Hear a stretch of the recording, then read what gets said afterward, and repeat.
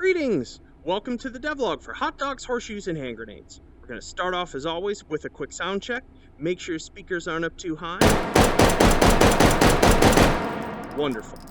So what have we got for you this week? Well, we have got, that's right, one more 1911 from the artist who actually made the model that I'm using as the 1911 Tactical.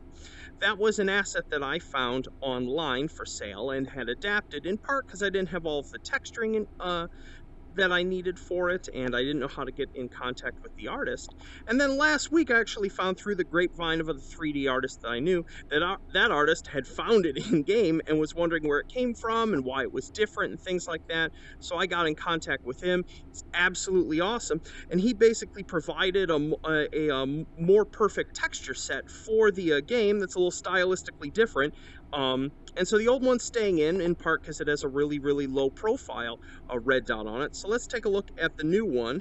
This is, I've just called it the 1911 Operator. It's got a slightly different sight on it that's a little higher profile. These sick looking grips, these cool little cuts in the slide, and of course, you know me, I just can't turn down another sexy looking 1911. So this is welcome to the family, 1911 Operator.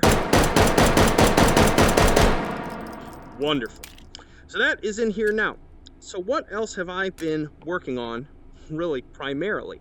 Well, as you all know, I've been in the sort of drudgerous process of getting all of the firearms in the game migrated up to our sound system. And this past 2 weeks, other than getting the sampler platter demo together for GDC, I have finally gotten the rest of the rifles working. This is as tedious as it looks. But they're all working now, so if we, and a few of them have gotten some changes. So what I figured we'd do today is we just go down the line and check out what's been rebuilt, things that have been changed and tweaked. So we've got the FAMAS here, which actually got a little bit of modification. We have an under rail on it now and a little top rail on the back, as a bunch of folks have wanted to be able to tactical up their FAMAS. I don't have a model for the more recent version of this rifle. It just doesn't seem to exist anywhere. And so I decided to do the next best thing, which is to make this one a little more mutable. Remember, if you haven't fired this one, left on the touchpad is going to take you between safe and semi, and the back switch here takes us between burst and full auto. So let's go ahead and fire this. Line that up.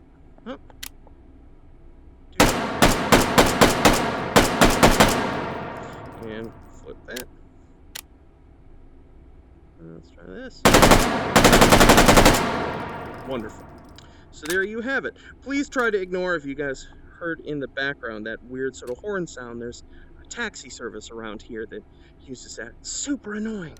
Anyway, next up we have the Galil, which I have finally been able to perform model surgery on to remove the thing that most of you hated, which was that sort of integrated weird top rail thing. So it is now gone. We've actually got a clean top, and I've put a Russian style attachment mount on the side. So you can totally still, if you want to use Picatinny stuff with this, you can put the adapter on and mount them, or you can mount any of the native Russian ones. I absolutely love this one. Sounds super beefy. I'm gonna go over to outside enclosed because I think that might be my favorite reverberation environment. Oh, feels so punchy. Wonderful. Absolutely wonderful. Overshot. Any better? Still overshot.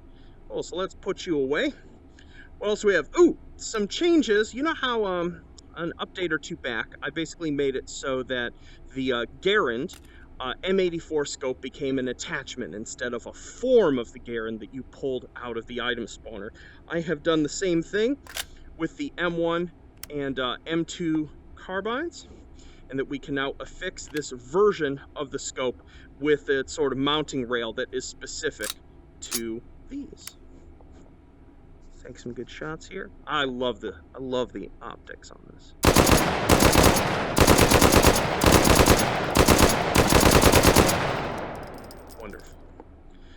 we have it. So yeah, so the M1 and M2 carbines can both have this specific scope mounted to them if you would like.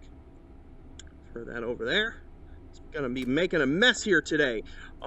Let's see, a whole bunch of our other Stanag compatible rifles are back in action. We've got the IA-2, which is a Brazilian rifle. I know a lot of folks like this one specifically because of its slow and really controllable cyclic rate. Sort of bounces. Love it. So we got that. Actually, yeah, keeping these out of camera. It's a lot more load on this CPU to be recording, so I gotta be careful about how many of these are up close and in the shadows here. Got our Mark 16 back.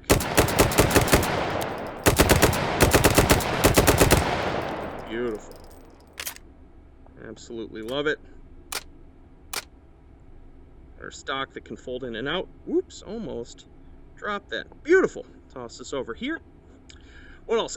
The L85. What did... Oh, yes, I remember. I modified this. Once again, bunch of requests about being able to tactical up a number of our older weapons. As I said, I don't have the latest version of this available, so I've mounted a little under rail here that should hopefully not be too intrusive. And instead of the top sight here being just integrated, there's a little rail snuck under here. So if we actually go in and say pick something like a red dot, similar to how parts of the Garand disappear when you attach its experimental sight, you can do the same thing with here. Sometimes got to, there we go, sneak it in, where it just automatically turns off when you affix something, allowing you to put in a sight of your choosing. Dust cover works correctly now. Pop this over to full.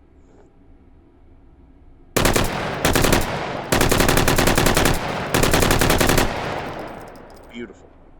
So there you have it. So you now have that. See, front and the back just pops right on. I still need to put the attachable Suzat back in the item spawner. I didn't have enough time this week to get it, but if you enjoyed that specific optic, don't fret, it'll be back.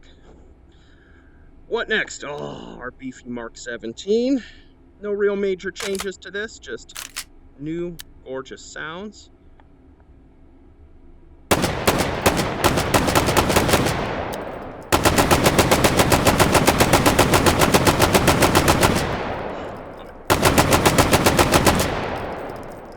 Awesome. Cyclic rate may be a little slow on that. I'll have to tweak it. It's my system for determining that is a little different now, mainly to prevent certain types of bugs. So it always requires a little iteration. Toss you over there.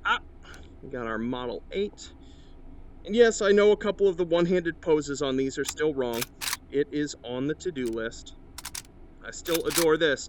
And I'm happy telling you right now, I actually, from the same artist who made this, I actually got a model of the 81 Special Police that has the long mag. So that will be going in sometime in the next couple months. I still love this one. Packs a surprising punch, actually. Beautiful. What next? Got our SKS as before. This is another one of those. I know a number of you still look at this and just cringe because you're like, oh, it's just such a polymer piece of crap. But don't worry, the real one will be coming sooner than you'd think.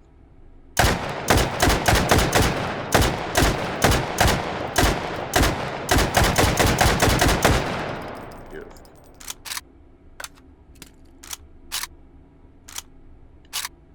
Delightful. Delightful.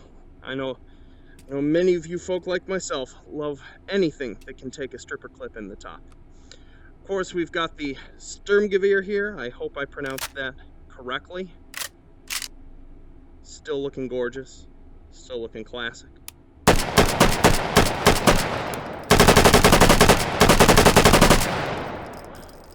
Beautiful. Just beautiful. One of these days I will throw a mag and it will actually land in the trash there. There we go. one of these days ended up being a little sooner. And of course, we've got the SVT40. Something that I actually learned about this that I wasn't aware of is that even though this has a removable magazine, the that functionality of it is largely just for cleaning. And in actual operation, you're always sort of top loading this with clips.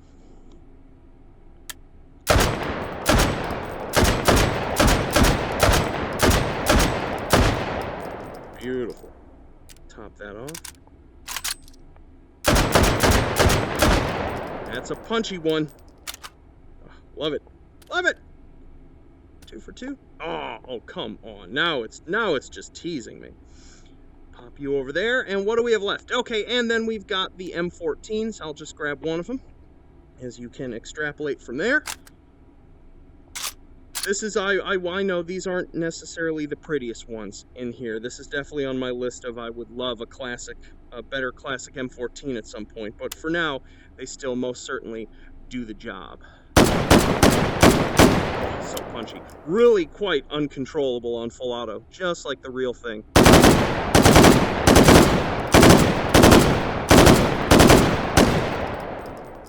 Wonderful. So there you have it. That is all of our sort of re-implemented and reactivated rifles for you folk to play with, to test with. If I mess something up, let me know. It's so difficult when you're just sort of going down the line re-implementing like 15 firearms to miss a bunch of the little stuff because you've just been looking at it so much. So if I have missed something with these, please let me know. Oh, and for those of you who were really enjoying them, just remember that our gorgeous pistol stocks in here by Stefan are now in the item spawner. They're under the decoration category like the rest of them. So you can continue to, as are the barrel extenders. So if you just want to go really ridiculous with the length of these, the barrel extenders are under the suppressor category. So you can, of course, continue to turn things into preposterous carbines.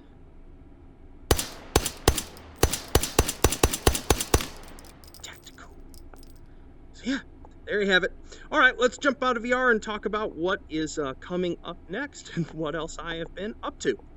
Yo, so we're out of VR. Hope you all enjoy the revitalized rifle collection. I am exhausted. between GDC and getting Sampler Planner together, and I went up to see Valve for a day this week. I am just beyond exhausted.